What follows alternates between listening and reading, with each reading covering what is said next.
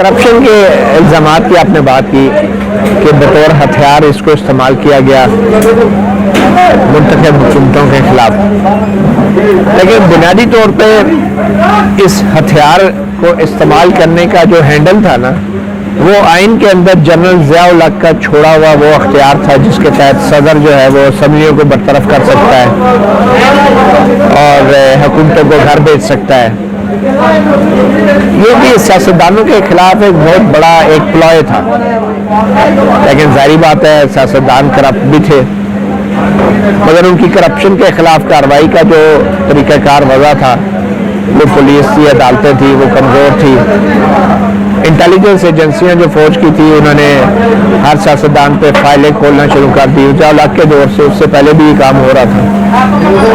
تو اب اختیار مل جانے کے بعد آئین میں جو سویلین صدر غلام اسحاق خان آیا تھا، وہ اختیار کوئی کسی فرد واحد کے لیے نہیں تھا، وہ اختیار تھا کہ اس اختیار کو عوام کے منتخب نمائندوں نے، عوام کی منتخب پارٹیوں نے استعمال کرنا تھا۔ وہ کسی پٹواری یا تحصیلدار غلام اسحاق خان ٹائپ بیوروکریٹ کے لیے نہیں تھا وہ اختیار آئین میں رکھا گیا۔ ہونا بھی یہ چاہیے تھا نا کہ ایک فوجی عامر چلا گیا، جو یہ اختیار اسی کے لیے بنایا گیا تھا، فوجی عامر کے لیے، کہ وہ حکومتوں کو ٹھنڈا مار کے گھر بھیج سکے۔ تو پھر صدر غلام اسحاق خان کے پاس یہ اختیار آ گیا، لیکن وہ آرمی چیف نہیں تھا، تو اس نے ایک فرد واحد کے طور پہ یہ اختیار سب سے پہلے استعمال کیا 1990 میں بے نظیر کی حکومت برطرف کر کے۔ پھر نواز شریف کی حکومت بھی چلی گئی اسی جھگڑے کی وجہ سے۔ تو بنیادی طور پہ کرپشن کا ہتھیار بھی استعمال کیا گیا سیاستدانوں کے خلاف، جمہوری نظام کے خلاف، ان کو بدنام کرنے کے لیے، اور نواز شریف بھی استعمال ہوئے۔ ابھی وہ کیونکہ اسٹیبلشمنٹ کے ساتھ تھے، 90 میں استعمال ہوئے، 93 میں، پھر 96 میں بے نظیر کی حکومت آئی۔ جب تک وہ خود 99 میں حکومت میں نہیں آئے، 97 کے الیکشن میں، پھر انہیں پتہ چلنا شروع، پھر انہوں نے پر نکالے، جب وہ صحیح لیڈر بننے کی کوشش کی تو پھر فارغ ہوئے۔ تو یہ کرپشن کے الزامات ایک ڈھکوسلا تھا، اس وقت بھی ان الزامات کو استعمال کیا گیا سیاستدانوں کو آپس میں لڑانے کے لیے۔ بنیادی طور پر پیچھے آپ کو پتہ ہے پھر پہلے جو ہے وہ اسلم بیگ مینیپولیشن کرتا رہا، 90 کے الیکشن اس نے چوری کیے، اسد درانی جو D G I S I تھا اس نے اقرار کیا سپریم کورٹ کے سامنے۔ اس کے بعد پھر جو کچھ ہوا تاریخ کے حصہ جنرل مشرف نے پھر جب ان کو ہٹایا نواز شریف نے، جیسا بھی تھا غلط تھا صحیح تھا، لیکن پھر حکومت کا تختہ الٹنے کا کوئی جواز نہیں تھا، اور پھر وہ بھی 9 سال تک اقتدار میں رہا۔ تو بنیادی طور پہ یہ ان سیاستدانوں کے خلاف سازشیں ہی ہوتی رہی ہیں۔ سیاستدانوں نے کچھ سیکھا نہیں اپنی غلطیوں سے کہ آج بھی وہ کرپشن کو لے کے جس طرح عمران خان کا بیانیہ؟ بدقسمتی سے سیاستدان جنہوں نے، ساروں نے تو ظاہری بات ہے اکثریت میں نہیں سیکھا، مگر جنہوں نے سیکھنے کی کوشش بھی کی اور اپنے آپ کو بدلنے کی کوشش بھی کی، تو اس وقت تک تقریب کافی دیر ہو چکی تھی۔ فوج جو ہے اور جو اسٹیبلشمنٹ ہے وہ صرف ایک سیاسی قوت نہیں، ایک معاشی قوت بھی بن چکی تھی۔ میڈیا بھی اس کے کنٹرول میں آ چکا تھا، جو نام نہاد دانشور تھے، جو بیانیے کے خالق تھے، تخلیق کار تھے، وہ بھی ان کے کنٹرول میں آ چکے تھے۔ تو اس لیے کافی دیر ہو گئی، اور آج بھی اگر کوئی سیاستدان سیکھ کے اپنے آپ کو سیاستدان بنانے کی کوشش کرتا ہے تو اس کے خلاف میڈیا پہ بیٹھے ہوئے کچھ جانور جو ہیں وہ جانوروں کی آوازیں نکالنا شروع ہو جاتے ہیں، ان کے خریدے ہوئے حوالدار اینکر جو ہیں، اور تاثر یہ دیتے ہیں کہ یہ تو جمہوری نظام ہے اور ہم تو اپنا جمہوری حق استعمال کر رہے ہیں، لیکن وہ جمہوری حق سازشی اسٹیبلشمنٹ کے کرداروں کے اوپر استعمال نہیں کرتے۔ وہ جمہوری حق عمران خان پہ تو استعمال کرتے ہیں بڑے فخر سے کہ یہ کرپٹ ہے تو فلاں لوگ، ٹھیک ہے، اور اس سے پہلے نواز شریف کو تو ٹارگٹ کرتے ہیں، لیکن جو اصل پاور بروکرز ہیں جنہوں نے دھرنے کروائے، جنرل راحیل شریف جیسے، جنرل کیانی جیسے سازشی عناصر جنہوں نے میمو کمیشن کا ڈھکوسلا نچایا اب تو بعد میں امریکی حملے سے توجہ ہٹانے کے لیے، ان کے اوپر تو یہ آواز بلند نہیں کرتے، اور اس وقت بھی جو موجودہ اسٹیبلشمنٹ ہے اس کے اوپر بھی کوئی بات نہیں کرتے، نام نہیں لیتے، کیونکہ اس سے فوج کا مورال ڈاؤن ہو جاتا ہے، کیونکہ پھر اس پہ فتوے لگ جاتے ہیں غداری کے، اور اس پہ جہاں بھی ہم سیاستدانوں کا اور فوج کا بات کرتے ہیں کہ بھی ہمارے جو وزرائے اعظم کو جیسے کا ہوتا ہے یوسف عبداللہ اب یہ ایک بہت بڑا المیہ ہے کہ ہماری عدلیہ جو ہے نا ان کا بس بھی صرف سیاستدانوں پہ چلتا رہا ہے، اور یہ اس وقت سے چل رہا ہے جب سے وہ 1990 کے عشرے میں نا حکومتوں کو گھر بھیج دیتے تھے 58(2)(b) کے اختیار کے تحت، تو یہ بھی سپریم کورٹ میں آ جاتے تھے سیاستدان. پھر 90 میں سپریم کورٹ نے کہا نہیں ٹھیک برطرف ہوئی ہے، 93 میں کہا نہیں غلط برطرف ہوئی ہے، 96 میں پھر سپریم کورٹ نے کہا کہ نہیں ٹھیک برطرف ہوئی ہے. تو سپریم کورٹ بھی آہستہ آہستہ نا اپنا اس سے یہ ہوتا تھا کہ سپریم کورٹ اپنی عزت بنائی رکھتی تھی کہ ہم بھی کوئی بہت بڑا آئینی ادارہ ہیں اور سارے کام آئینی طور پہ ہو رہے ہیں. یہ سپریم کورٹ کے ججز جو ہیں انہوں نے ان کی صرف ایک آنکھ کام کرتی رہی ہے جو صرف سیاستدانوں کے حوالے سے فیصلے دیتی رہی. ان کی دوسری آنکھ جس نے اسلم بیگ اور حمید گل اور اسد درانی جیسے سازشی آئین کے سنگین غداروں کے اوپر نظر نہیں رکھی، انہوں نے صرف سیاستدانوں پہ نظر رکھی. سر آج کی عدلیہ آپ سمجھتے ہیں کہ آزاد ہے جس طرح سے انہوں نے فیصلہ دیا جنرل مشرف کے خلاف؟ دیکھیں جنرل مشرف کے خلاف جو فیصلہ آیا ہے یہ یقینی طور پہ ایک رد عمل ہے اس 73 سال کی گھٹن کا جو گھٹن فوج کی اسٹیبلشمنٹ نے قائم کر رکھی، اور یہ فیصلہ یقینی طور پہ میں سمجھتا ہوں ایک انفرادی طور پہ بڑا جرأت مندانہ فیصلہ ہے جس میں جسٹس وقار سیٹھ کی شخصیت، جسٹس شاہد کریم کی قانون پسندی تو شامل ہو سکتی ہے، مگر یہ کہنا کہ آزاد عدلیہ کا یہ نتیجہ نہیں، یہ عدلیہ کی نمائندگی نہیں کر رہا، یہ ان 2 بہادر ججوں کی جرأت کا عکاس ہے جنہوں نے جنرل مشرف کو 5 بار پھانسی کی سزا دی. اس میں کوئی عدلیہ کی آزادی نہیں ہے. یا ایون جو جسٹس کھوسا نے 6 میں آ کے ٹائم دیا ہے مدت ملازمت میں توسیع کا اور پارلیمنٹ کو کہا قانون بنائے، یہ 6 ماہ کی بھی گنجائش نہیں تھی، نہیں دینی چاہیے. یہ بھی کوئی عدلیہ کی آزادی نہیں ہے. عدلیہ کی آزادی ہوتی تو لاپتہ افراد کے کیس میں جو ملوث لوگ ہیں ان کو سزائیں نہ ہوتی، ان کو جیلیں نہ ہوتی. اپنے وکیل سے کرنا ریٹائرڈ جو تھے وہ بھی تو لاپتہ ہوگا. آپ دیکھیں نا لاپتہ افراد کے وکیل کرنا ریٹائرڈ نام ایڈوکیٹ وہ بھی کتنے عرصے سے 14 دن جو ہے غائب رہے، اور ہائی کورٹ میں جب کیس گیا تو ہائی کورٹ کے معزز جج نے سوالات تو بڑے اٹھائے لیکن اینڈ پہ فیصلہ یہ کیا کہ چلو ابھی ہمیں سمجھ نہیں آ رہی، ابھی وزارت دفاع کو قانون کی شک نہیں مل رہی، اس لیے انہیں 9 جنوری تک اور مہلت دے دو، اور تب تک وہ بیچارے جو بندہ ہے وہ جہاں پہ ہے وہاں پہ ہی پڑا رہے. یہ ہماری عدلیہ کی آزادی کے آپ کے سامنے مسئلہ. یہ کون سی آزادی ہے؟ جس طرح کی ہماری تاریخ رہی ہے اس کو دیکھتے ہوئے کہ آپ سمجھتے ہیں کہ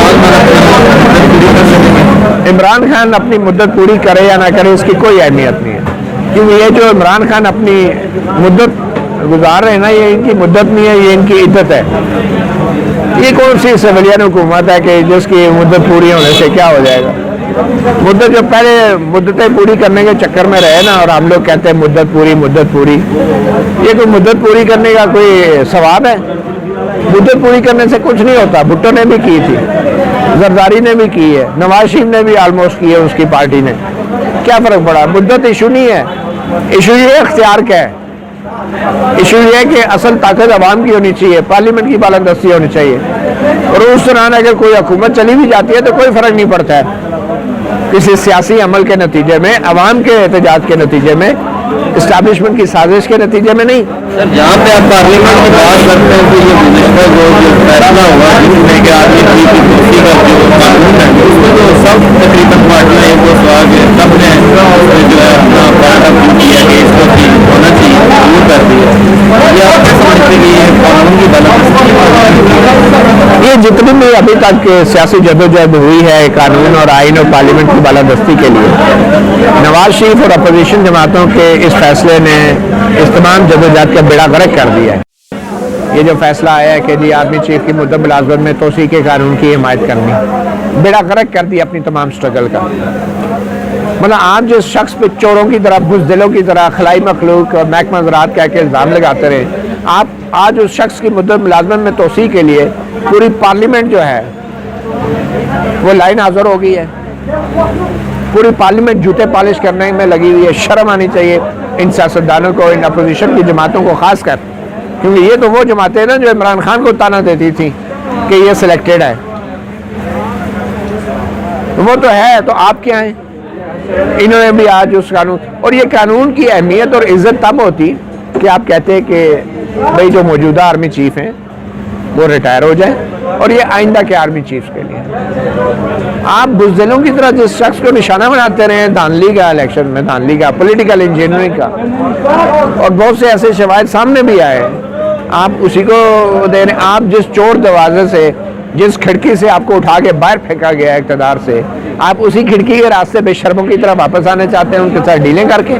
تو یہ جو اپوزیشن نے حمایت کا اعلان کیا اس قانون میں، یہ انتہائی شرمناک ہے۔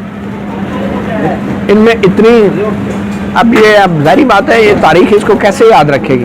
تاریخ اس کو کیسے یاد رکھے گی کہ ایک نواز شریف تھا، جب اس کے خلاف سازش ہوئی، سیاسی انجینئرنگ ہوئی، اور بالکل سازش تھی، بالکل سیاسی انجینئرنگ ہوئی، جب اس کے خلاف جو ہے سپریم کورٹ میں بھی ایک غیر آئینی طریقے سے اس کا میڈیا ٹرائل کیا گیا، ججوں نے بھی میڈیا ٹرائل کیا، نیب کے ادارے نے بھی میڈیا ٹرائل کیا، اسٹیبلشمنٹ نے بھی، اور میڈیا میں جو حوالدار اینکر ہیں انہوں نے بھی میڈیا ٹرائل کیا۔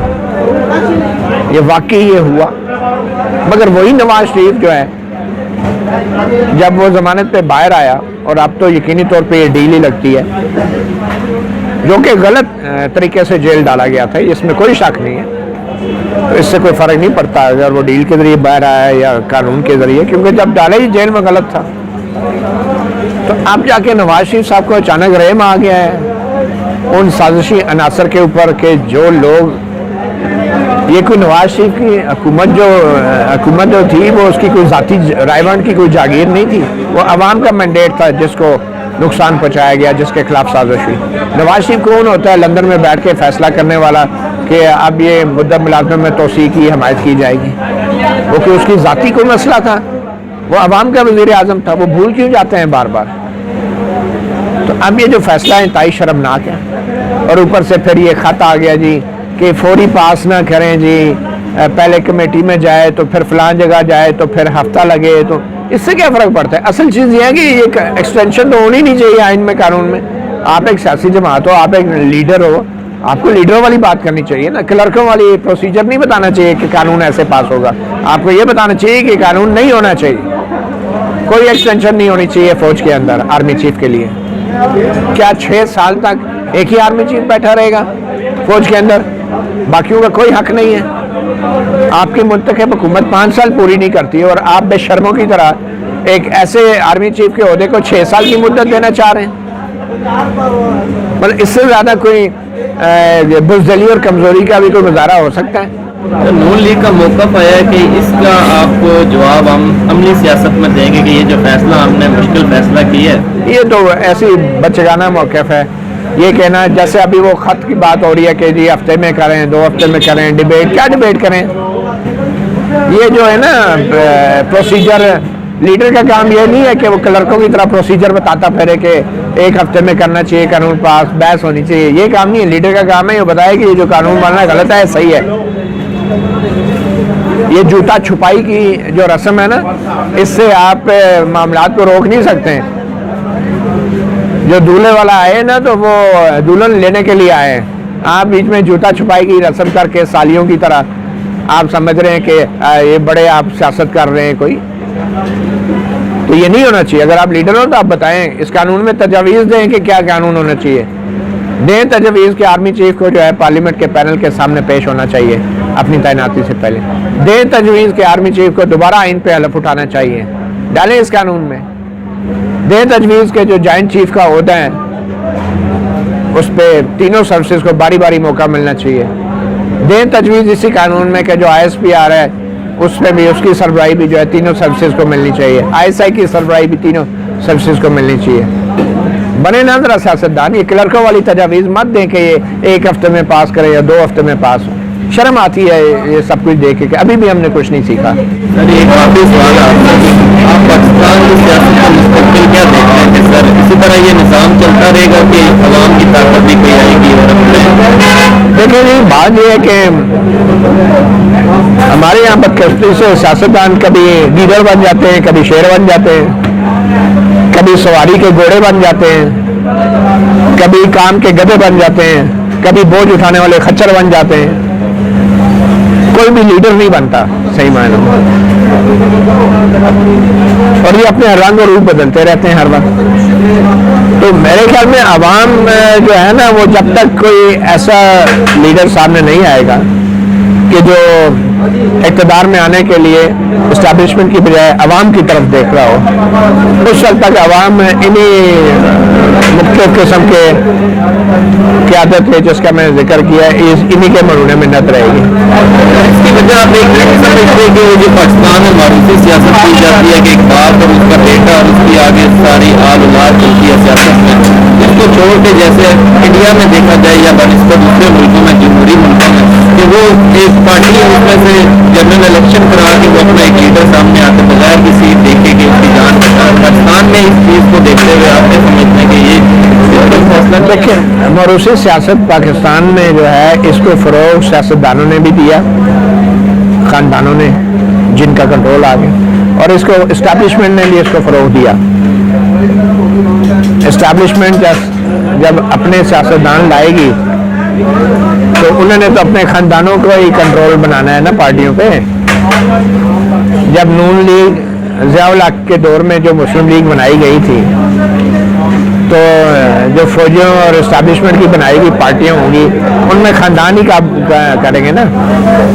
अफसोस इस बात का है कि भुट्टो की पार्टी में भी यही हुआ, मगर फिर भुट्टो को हीरो किसने बनाया, भुट्टो को पीर किसने बनाया? ज़िया-उल हक़।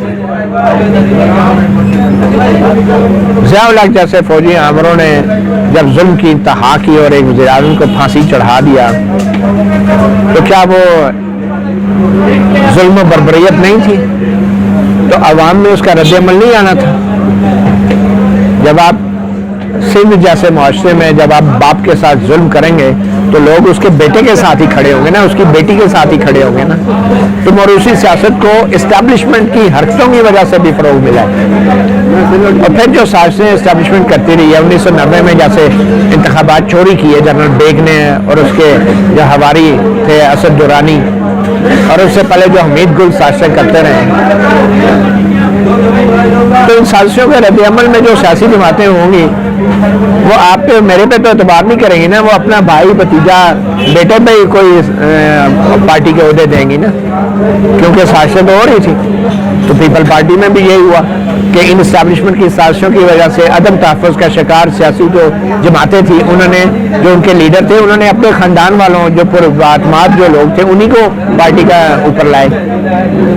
अब ये शहबाज शरीफ पंजाब में ना होता तो नवाज शरीफ जो बाद में उतारा गया, तो शायद ये बहुत पहले फारग हो चुके होते पंजाब से भी। जिस तरह बलूचिस्तान में हुआ पंजाब में भी हो जाता। तो शहबाज शरीफ को उस वक्त थोड़ी बहुत शर्म लिहाज था अपने भाई का, वो नहीं बिका, उस वक्त नहीं बिका। अभी तो वो हुकूमत में ही नहीं है, अब बिकने वाला इशू नहीं है, अब सिर्फ लचक वाला मामला है जो शहबाज शरीफ शो कर रहा है। तो बात यह है कि ये मरूसी सियासत को फ़रोग़ भी मखसूस इस्टेब्लिशमेंट की साजिशों की वजह से मिला, और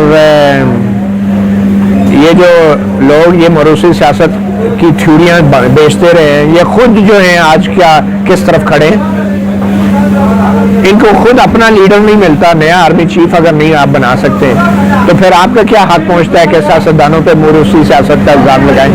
आपके अपने पास जो है, आपको तो नई क़यादत तो आपके पास होती नहीं है। तो जिन इदारों में भी क़यादत का फुकदान हो जाए, चाहे वो फौज के इदारे हैं, चाहे वो सियासी जमातें हैं, वहाँ पे फिर इससे कोई फ़र्क नहीं पड़ता कि मरूसी सियासत है या कोई और है। अगर क़यादत ही नहीं है और आप एक ही बंदे को जो है तसलसल से आगे ले जाना चाह रहे हैं मजबूरी की हालत में, तो फिर इससे क्या फ़र्क पड़ता है कि सियासी जमातों में मरूसी क़यादत है या हमारे इदारों की क़यादत जो है वो एक ही बंदा है और एक ही फ़र्ज़ वाहिद है और एक ही शख्सियत है। सर अगली हुकूमत आप किसको देखते हैं? अगर देखा जाए तो जिस तरह नवाज शरीफ को भी आवाम ने देख लिया, इमरान खान को भी पीपल्स पार्टी है, क्या कोई और सियासी जमात है या इन्हीं में से दोबारा? मेरे ख्याल में अवाम के अंदर जो पिछले हालात में उनमें गुस्सा इतना है इस्टेब्लिशमेंट के खिलाफ कि अगर फ्री एंड फेयर इलेक्शंस होते हैं, ये शर्त है अगली हुकूमत से पहले कि अगर इलेक्शन फ्री एंड फेयर होते हैं, आज़ादाना होते हैं, तो अभी भी मौका है अपोजिशन की बड़ी जमातों के पास, अभी भी मौका है। अगर ये इस तरह की बेवकूफ़ियाँ ना करें और असूलों से अगर ना हटें, तो अभी भी मौका है। अवाम में یہ ایک چیز شعور آ گیا ہے کہ ان کی ووٹ کی عزت ہونی چاہیے. آپ ان کو ووٹ کی عزت کا شعور دے کے ان کی ووٹ کا سودا نہ کریں, ابھی بھی موقع ہے. تو میرے خیال میں اگر آزادانہ الیکشن ہوتے ہیں اس ملک میں تو جو موجودہ بڑی اپوزیشن کی جماعتیں ان کے پاس بڑا اچھا موقع ہے کہ دوبارہ اقتدار میں آ سکتی ہیں. بہت شکریہ سر آپ کا. Thank you very much.